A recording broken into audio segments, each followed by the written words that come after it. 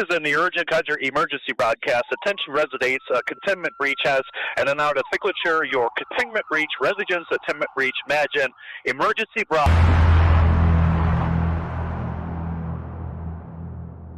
Welcome back to the Red Plaid Files, where we dig deep into the cases that haunt the shadows of small-town America. In a nice, quiet Florida town lived the ex-in-laws of David Pittman. The Knowles family was the kind of household that made neighbours smile when they passed by. Clarence, the father, was a retired electrician who still tinkered with radios in the garage. Barbara, his wife, grew herbs by the windowsill and made a chicken casserole so comforting it could hush any bad news. Their daughter Bonnie was just 21, fresh-faced, full of warmth, and dreaming of becoming a teacher. The town itself was the sort where time moved slower. Swings creaked gently in playgrounds. Porch lights flickered on just before dinner. Neighbours knew each other by first names and argued mostly about football. At the time of the crime, in May 1990, Pittman and his wife Marie were in the midst of a divorce. Prosecutors said he went to the Polk County home of Marie's parents, Clarence and Barbara Knowles, where he fatally stabbed both of them and their younger daughter Bonnie. After the killings, investigators said Pittman set fire to the house and stole Bonnie's car, which he later set ablaze as well. A witness reported seeing Pittman fleeing the scene of the burning vehicle, while a jailhouse informant testified that Pittman had confessed to the murders while in custody. On an evening that had started like any other, with dinner, laughter, the soft hum of a television, their world was extinguished in one act of smoke and silence. 3 bodies, 1 burned house, the town's peace shattered. And at the centre of it all, investigators pointed to David Pittman, estranged husband of their other daughter Marie.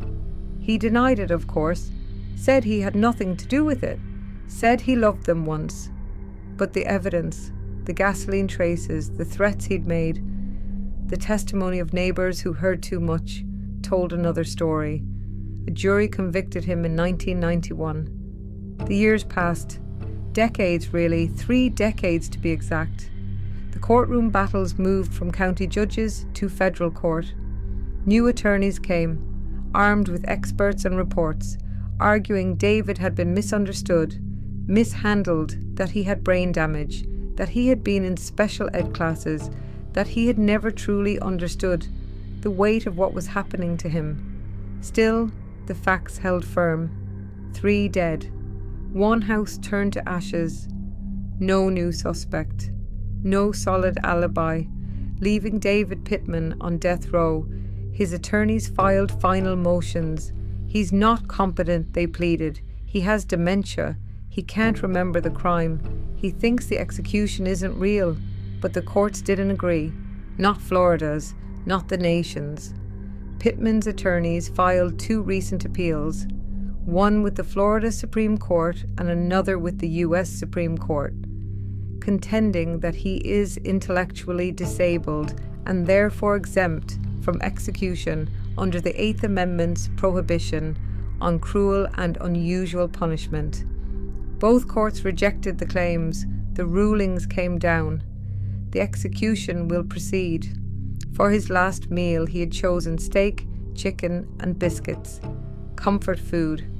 On September 17th, 2025 at 6 p.m., in a small chamber of Florida State Prison, Pittman strapped to the gurney. A microphone caught his final words. He didn't quote scripture. He didn't apologize. He didn't cry. "I'm an innocent man," he said. His voice was calm, steady, almost detached, like someone reading a script he'd rehearsed 100 times in his head. Maybe he believed it. Maybe it was the last thing he had left to hold on to. The drugs flowed into his veins, first the sedative, then the paralytic, then the heart stopper.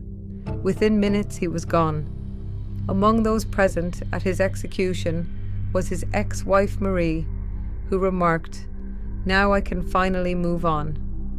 The Florida darkness stretched infinite and suffocating, broken only by the relentless symphony of chirping crickets.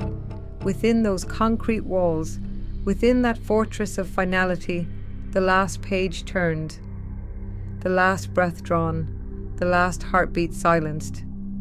12 times this year, Florida had spoken its ultimate verdict.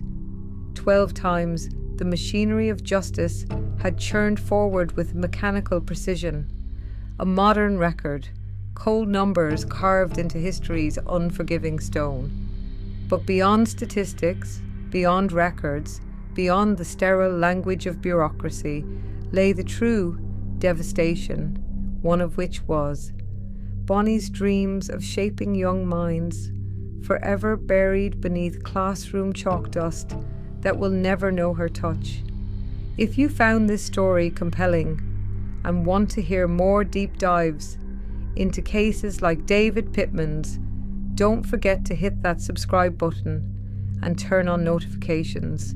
Your support helps me keep uncovering these stories and bringing them to light.